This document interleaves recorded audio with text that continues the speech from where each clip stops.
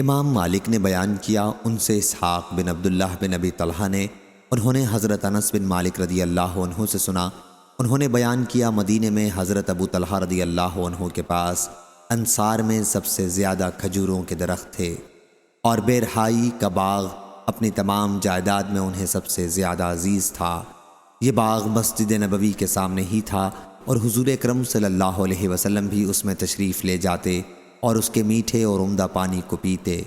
پھر جب آیت جب تک تم اپنی عزیز ترین چیزوں کو نہ خرچ کرو گے نیکی کے مرتبے کو نہ پہنچ سکو گے نازل ہوئی، تو حضرت ابو طلحہ رضی اللہ عنہ اٹھے اور عرض کیا، یا رسول اللہ، اللہ تعالیٰ فرماتا ہے کہ جب تک تم اپنی عزیز چیزوں کو خرچ نہ کرو گے نیکی کے مرتبے کو نہ پہنچ سکو گے،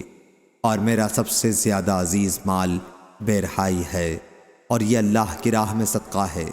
اللہ ہی سے میں اس کے ثواب و اجر کی توقع رکھتا ہوں، پس یا رسول اللہ جہاں آپ مناسب سمجھیں اسے استعمال کریں۔ حضور صلی اللہ علیہ وسلم نے فرمایا، خوب، یہ فانی ہی دولت تھی، یہ فانی ہی دولت تھی، جو کچھ تم نے کہا ہے وہ میں نے سن لیا، اور میرا خیال ہے کہ تم اپنے عزیز و اقربا کو اسے دے دو۔ حضرت ابو طلحہ رضی اللہ عنہ نے کہا کہ میں ایسا ہی کروں گا یا رسول اللہ، چنانچہ انہوں نے وہ باغ اپنے عزیزوں اور اپنے ناتے والوں میں بانٹ دیا۔ عبداللہ بن یوسف اور روح بن عبادہ نے ذالک مال ربح سے بیان کیا ہے، یعنی یہ مال بہت نفع دینے والا ہے۔ مجھ سے یحییٰ بن یحییٰ نے بیان کیا، کہا کہ میں نے امام مالک کے سامنے مال رواح سے پڑھا تھا۔ صحیح بخاری حدیث نمبر 4554۔